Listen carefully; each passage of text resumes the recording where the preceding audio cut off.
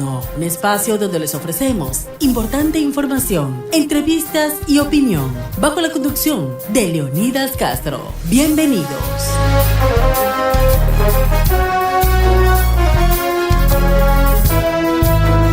¿Cómo están? Buenas noches, bienvenidos. Soy Leonidas Castro, con ustedes en los próximos minutos un programa más aquí de Diálogo Nocturno por Radio I99 en 98.9 FM. Agradecemos a todos quienes están en nuestra sintonía, quienes están en nuestras plataformas digitales, también siguiendo este programa en vivo. Entre las novedades, pues bueno, el presidente Daniel Noboa posesionó hoy a la nueva cúpula militar. Entre ellos está Henry Delgado, que pasa a ser el nuevo jefe del Comando Conjunto. En esa ceremonia en Parcayacu, allá en Quito, el presidente Daniel Noboa pues aseguró que primero se rendirán las mafias antes que rendirse él. Esto con alusión a la lucha que tiene contra el terrorismo, contra los grupos delincuenciales del país. El presidente ha sido determinante, ha señalado pues que él no va a rendirse y por supuesto le brindó el total respaldo a las Fuerzas Armadas. Lo hizo en esta ceremonia en horas de la mañana. Pues entre otras novedades también los casos de sicariato que siguen en la ciudad, en el país.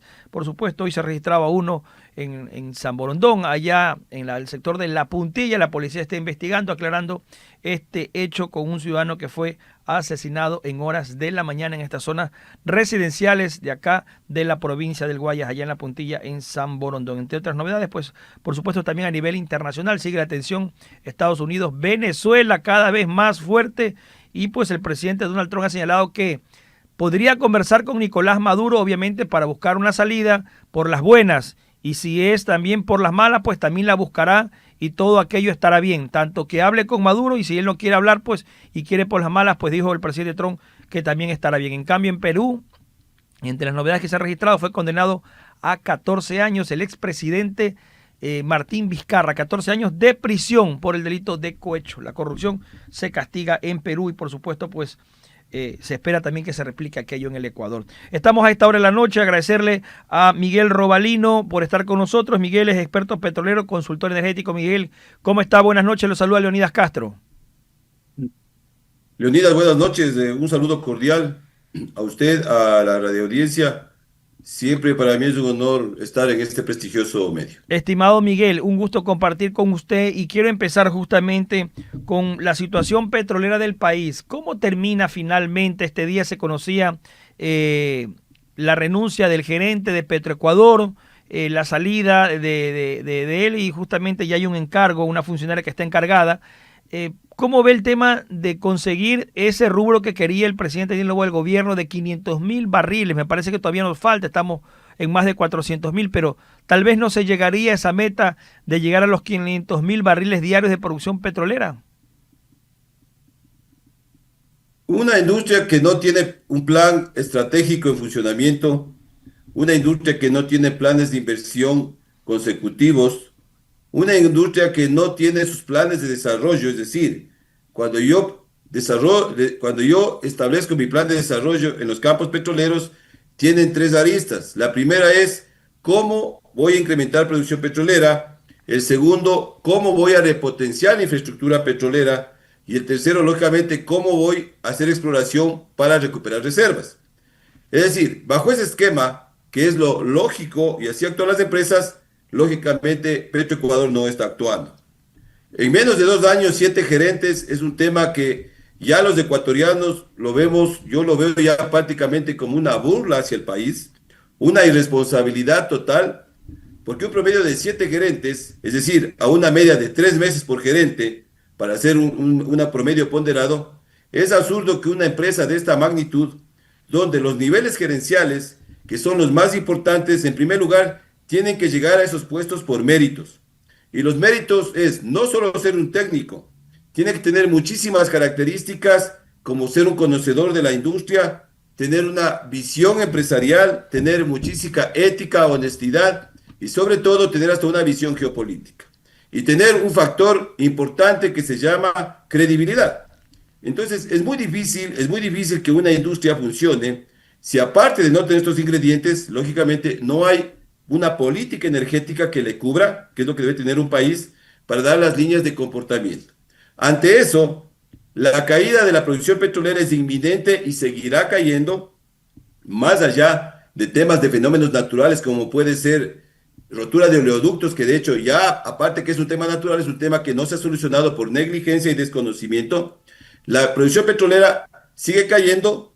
Si cogemos la relación de la producción petrolera del año 2019, que eran 530.000 barriles, ahora tenemos una media de producción de 450.000 barriles, que es lo que también está proyectado para el año 2026, con un costo de producción de $53 del barril, y que aquí viene otro problema porque el costo el valor del WTI, hay tendencias. Rusia hace 15 días llegó a $30 el precio del barril de petróleo ruso, y hay ciertas alarmas porque puede haber sobreoferta, ¿sí? Sobre todo sobreoferta, especialmente por los mercados de Medio Oriente. Eso al país nos deja en una situación sumamente grave, porque con producción que va cayendo, con costos del barril de petróleo que son variables, y que el Ecuador tiene un problema serio que es costos de producción altos. Aquí llegamos a pagar hasta 35 o $36 por un barril de petróleo producido. La tónica es en dónde estamos y qué vamos a hacer. Entonces, tras ese aspecto, yo le veo bastante difícil. No veo un norte, porque no veo de parte realmente del gobierno una línea de comportamiento que nos diga realmente, porque cuando usted desarrolla un plan energético, usted tiene 3 preguntas en el plan energético. La primera pregunta es, ¿dónde estamos? Es decir, hacemos un diagnóstico de la situación de la industria petrolera para ver dónde estamos. La segunda pregunta es, ¿hacia dónde vamos? Es decir, tras toda la planificación que se haga, es decir, son las proyecciones estratégicas. Y la tercera pregunta es, ¿cómo llegar? Y el cómo llegar, lógicamente, está aplicando planes de inversión, aplicando una política energética y, lógicamente, aplicando todo lo que es los programas estratégicos de las industrias. Miguel, y en medio de este diagnóstico, y que sabemos cómo está la situación petrolera del país, que es un poco compleja, o mejor dicho, muy difícil de llevarla adelante, pasa también porque el gobierno, el presidente Daniel Noboa, confía en personas que están allí, que se supone son técnicos, pero finalmente, ¿qué pasa? Caen en el tema de la burocracia, caen en el tema de la corrupción, caen en el tema de la presión de pronto de no saber cómo manejar las situaciones del sector petrolero. Ya escuchamos voces por ahí que hablan que en el 2027, pues, el costo del barril de petróleo podría llegar menos de los $40, $37. Es decir, es posible que lleguemos a ese nivel y sería catastrófico para el Ecuador cuando tenemos un presupuesto del barril de petróleo más de $60 cada año. Entonces, ¿cómo afrontar esto? El presidente Daniel Noboa puede tener las mejores intenciones, pero si no le responden las personas en teoría técnicas que se ponen en esos espacios, ¿cómo lo cambiamos?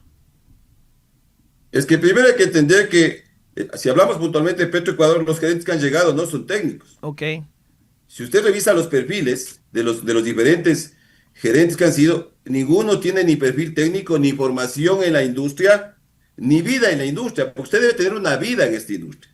Es decir, cuando yo hablo de una vida, estamos a menos promedio de 20, 25 años por lo menos, ¿sí? De ser una parte activa en la industria. ¿Qué significa? Tener formación académica, haber estado en los campos petroleros o en campo, en operaciones, para que entienda cómo funciona, ¿sí? Y por otro lado, también, lógicamente, tener ese liderazgo. Usted necesita un liderazgo, ¿sí? Y el liderazgo le da el conocimiento. Un líder no se mide por lo que ordena, el líder se mide por lo que le sigue. Y la gente a usted le sigue cuando realmente está convencida que usted lidera una industria con el conocimiento, con el buen comportamiento y, lógicamente, con una visión de país. Entonces, de esa óptica, definitivamente, los nombramientos que se han hecho son nombramientos definitivamente, netamente de amistades, no han estado apegados, porque si usted, hay un parámetro que para ser gerente de Petroecuador usted tiene que llenar un formulario que existe, de hecho, ¿sí?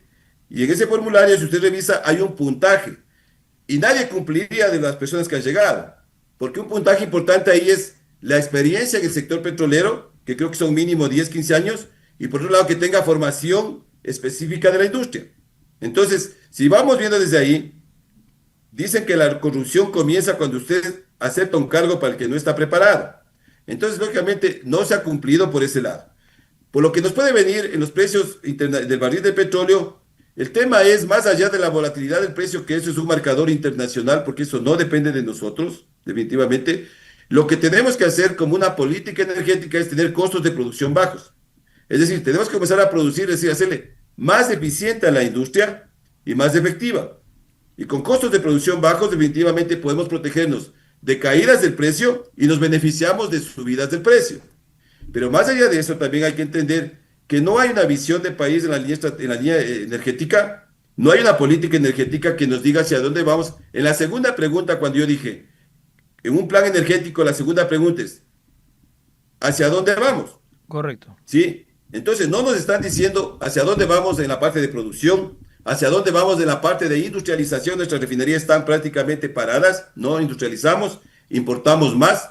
Y por otro lado también, el tema de transporte, el día de hoy, lógicamente, se entendería, no se ha llegado a licitar el tema de los CP, es una infraestructura que es del país y definitivamente no hay la intención, yo diría así, de que se pueda hacerle más eficiente a esa infraestructura, pero siempre pensando en el país.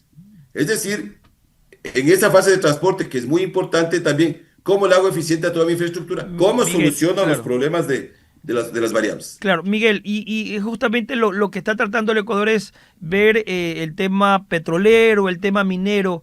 Hay las condiciones, se me congeló un poco su imagen, estimado Miguel, pero bueno, vamos a seguir el diálogo porque igual tenemos el diálogo con usted, el audio muy perfecto. El tema de conseguir más recursos para el país con la exploración petrolera, es decir, abrirlos a la exploración petrolera, ¿es posible que haya esa inversión para buscar más campos? Sabemos que el ITT es un tema fallido, que hay que revertir aquello que se decidió en consulta popular, que es realmente algo tirado de los cabellos para quienes pensamos y creemos que la salida no va por ahí porque el país necesita recursos económicos y no podemos estar sentados sobre un elefante blanco teniendo cómo explotar el petróleo. El tema minero, por ejemplo, también son posibilidades de que Ecuador crezca y mejore su economía, pero con tantas trabas, con tantas limitantes que hay con el tema ecologista, con las leyes, ¿usted cree que es posible cambiarlo esto, Miguel? ¿Qué deberíamos hacer también en el campo de mejorar las leyes para cambiar el tema de la inversión en tanto el petrolero como minero? Realmente hay que tenerle una sana envidia a Colombia y a Perú, yendo a los países más cercanos. Son países que nos están demostrando que a pesar de los problemas políticos que tienen muy parecidos a los nuestros, usted acabó hace un ratito de mencionar que un presidente ha sido sentenciado, otro más. A 14 ¿sí? años, decir, sí. A 14 correcto, años de prisión por corrupción. Pero más allá de eso, las inversiones siguen llegando a Perú, siguen llegando a Colombia. A Perú inversiones en minería, inversiones en gas, y ahora están haciendo fuertes inversiones en exploración petrolera. Perú quiere convertirse en un país petrolero. Y Perú se ha cubierto bajo una política energética. Entonces, la respuesta a su pregunta es muy sencilla. Mientras en el país no inauguremos políticas energéticas con visión de 30 años, y esas políticas energéticas estén enmarcadas en planes energéticos en visión de 10 años, y en esos 10 años, esos planes energéticos tienen que entrar toda la planificación de petróleo, gas, minería y la parte eléctrica, ¿sí? El país no va a caminar y tenemos lo que estamos viendo.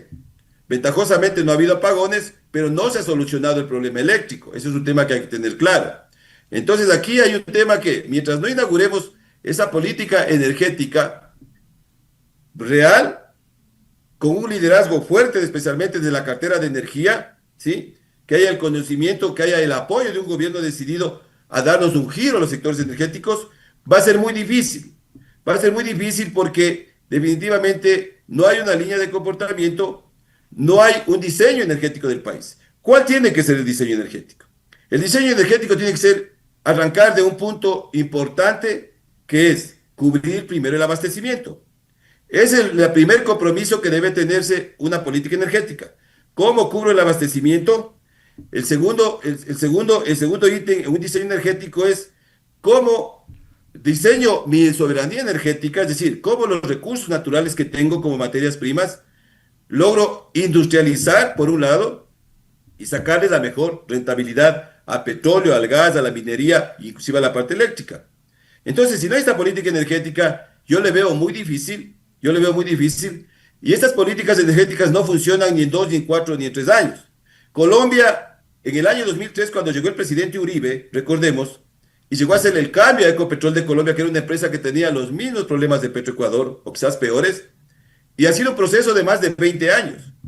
Para que Colombia llegó al 1.000.000 de barriles, es una sociedad anónima, es una empresa eficiente que está en la bolsa de valores, es una empresa de multienergía, porque esa es la visión. Yo he planteado que aquí tenemos que verles a estas empresas como las empresas de multienergía, es decir, Petroecuador tiene que ser una empresa que no solo se dedique a producir y explorar gas y petróleo, sino que también tiene que desarrollar las energías renovables, especialmente. Primero porque van a servir para la operación bajar costos, como lo hace Equinor de Noruega, especialmente con los grandes parques industriales eólicos en alta mar para abastecer las plataformas submarinas. Entonces, es el primer concepto. Entonces, la empresa de multienergía, mire, Ecopetrol de Colombia acabó de comprar una de las empresas más grandes eléctricas de Colombia. Es decir, han desarrollado muchísimo la energía renovable, son parte del desarrollo de la multienergía. Entonces, tenemos que comenzar cambiando esa visión. Toca reestructurar y rediseñar las tres empresas, no solo la de Petroecuador, sino el resto en minería y lo mismo en la parte de las eléctricas, porque también vemos que en la parte eléctrica no se cumplen los planes de expansión de generación eléctricas. El déficit de demanda es del 7.8% en eléctrico, es decir, tenemos que producir 500 megavatios cada año y no lo hemos hecho. Pero más allá de eso, entonces yo no le veo realmente la salida si no hay una decisión fuerte desde la presidencia de la República, desde el gobierno, en donde primero se nombra a la cabeza de la cartera de energía realmente a alguien que conozca, que sepa y que realmente vaya a servir al país. Y aplicar un plan energético. Si no comenzamos a aplicar un energético, yo le veo bastante difícil. Miguel, y para poder encontrar el camino que nos llegue a salir de esta situación, mejorar la producción cuando vemos que nuestros países vecinos están mejorando, obviamente, en el tema de producción petrolera, ¿cuánto podría pesarle al país el no tener una política o de pronto no tomar las medidas en los próximos años? Porque este es un tema a largo plazo y si reducimos la producción petrolera y el precio del barril del petróleo cae a nivel internacional, va a haber un serio problema para el déficit fiscal del gobierno ecuatoriano que financia gran parte del presupuesto con los ingresos petroleros. Totalmente. Y eso lo estamos viviendo. Porque mire, el bloque 43, que se cerró por una consulta inconsulta absurda, de los 59.000 barriles que producíamos, ahora está en una media de casi 40.000 barriles. Es decir, el país ya está perdiendo solamente allí, y sumado a la caída de la producción petrolera, porque lógicamente los campos petroleros nuestros, que son campos maduros, son campos que ya de hecho necesitan inversión especialmente para hacer mejoramiento, para hacer recuperación secundaria, etcétera. Entonces ya estamos perdiendo. Y hay un problema mucho más crítico que eso. No nos estamos prácticamente consumiendo las reservas probadas. Es decir, va a llegar un momento de unos 5 o 6 años en donde no vamos a tener que producir, porque no se está haciendo campañas de exploración. Entonces, esta industria funciona como un reloj, eso hay que entender. Tiene que activarse absolutamente todo. Usted tiene que activar fases de exploración, tiene que activar fases de workover, fases de recuperación secundaria, tiene que activar fases en offshore, es decir, en todo lo que es en el mar. Hay que hacer fuertes fases de certificación de reservas, es decir, esto es un tema que hay que hacerlo completo. No se lo puede hacer por partes como lo están haciendo, en donde, por ejemplo, sacar una ronda de intracampos, que es algo realmente importante, va a sumar, pero esa producción va a incorporarse de aquí a unos 2 años, esos 12.000 barriles que estarían proyectados. Entonces, realmente la industria está en una situación grave. Veamos el ejemplo de Bolivia. Mire, Bolivia es un país que en 2014 tenía gas y le vendía gas a Argentina, y por no tener una política energética, es un país que ahora le compra gas a Argentina, y tienen un serio problema porque como no hicieron exploración, no hicieron inversiones, ahuyentaron a las empresas importantes. Ahí tenemos el caso de Bolivia. Entonces, eso hay que pensar porque los gobiernos van a pasar 2, 3, 4 años y nos dejan el problema. Entonces, ahí hay un tema que debemos exigirles, tenemos que exigirles lógicamente que actúen con responsabilidad y que comiencen a dar muestras de que algo se quiere hacer, porque estas industrias son de mediano y largo plazo, es decir, todo lo que hagamos bien ahora lo veremos en 2 años, y todo lo que está pasando ahora es porque no se ha hecho 4, 5 y 10 años atrás. Miguel, una inquietud adicional en cuanto a lo que significa las reglas petroleras en el Ecuador para traer la inversión extranjera. ¿Qué debería cambiar, por ejemplo, en la ley, en la Asamblea Nacional, crearse cuerpos legales que permitan mejorar el tema de la imagen que tenemos como país para la inversión extranjera, que se pueda conseguir de que el Ecuador vengan capitales frescos que quieran invertir en el sector petrolero? Algún momento determinado tenemos que pensar en que Petroecuador no es una empresa eficiente. ¿Cómo lo cambiamos? ¿Cómo le metemos capital extranjero? ¿Cómo hacemos una empresa mixta? ¿O qué se puede hacer con ese tema de la inversión petrolera en el Ecuador? Mire, Petroecuador es parte de, En esto la visión es energética general de todo lo que significa, porque mire, de los 72 campos petroleros, unos campos están hechos cargo Petroecuador, otros pertenecen al Ministerio de Energía, lógicamente, ¿sí? Y otros están en manos de las privadas. Entonces aquí el concepto tiene que irse, cómo yo estandarizo a toda la industria para hacer que todos sean eficientes. Porque si revisamos la producción de los privados, que es una media de más o menos 97,000 barriles, si usted ve la curva de comportamiento de ellos se mantienen, por lo menos sostienen su producción. Usted ve la curva de comportamiento de Petroecuador, lógicamente se ve la línea en una intención de caída. Y lo mismo con los bloques que están en manos del Ministerio de Energía. Entonces aquí la visión tiene que irse desde un aspecto general, ¿sí? En cómo primero sostengo la producción petrolera con la ayuda de todos, ¿sí? Es decir, con los que están, los bloques que están en manos de las empresas privadas, revisar los contratos para obligarles, si ese término, primero a que incrementen reservas, hagan exploración. Y lógicamente, si haces más exploración, puedas ver qué condiciones mejoramos para que incrementen la producción. Pero la clave no está allí. La clave está en los modelos de contratos. Y la clave en el modelo del contrato, sea contrato de participación, sea un contrato de servicios específicos con inversión, etcétera, está en las tarifas que paguemos. Entonces, la honestidad y la ética tiene que irse en que yo desarrolle un contrato que más allá del nombre tiene que ser un contrato donde gane el inversionista, lo justo, pero el país que es el dueño gane y gane bien. Entonces el punto de inflexión está allí. Con las leyes que están actualmente tenemos que seguir adelante.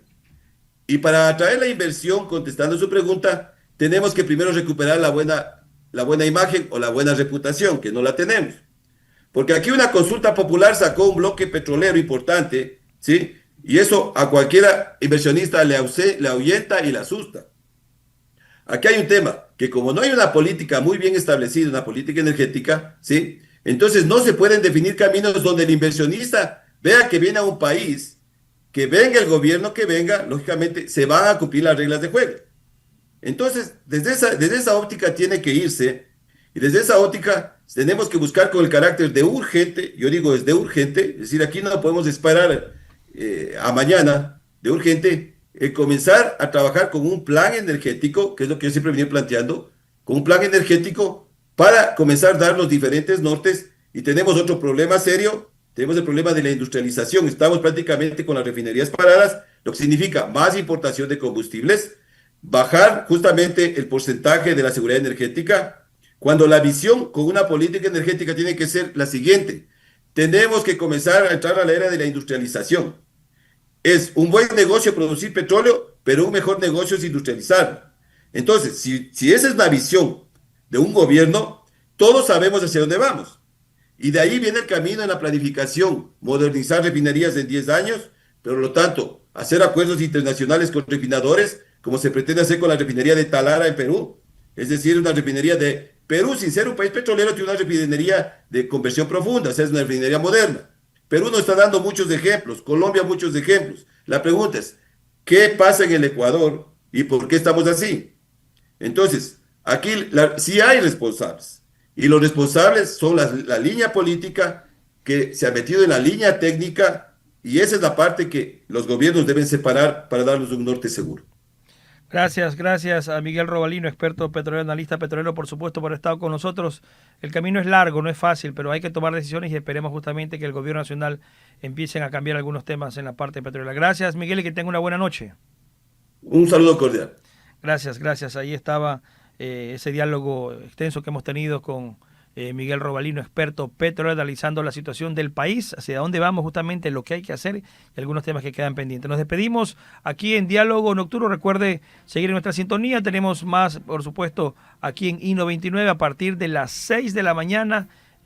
Tenemos el diálogo justamente con Alberto Quintana y Verónica Landeta, luego con todo el equipo y los panelistas, encabezado por nuestro presidente, el abogado, el doctor Eduardo Mendoza Paladines, y todos nuestros compañeros del diálogo. Que tengan ustedes una muy buena noche. Hasta la próxima.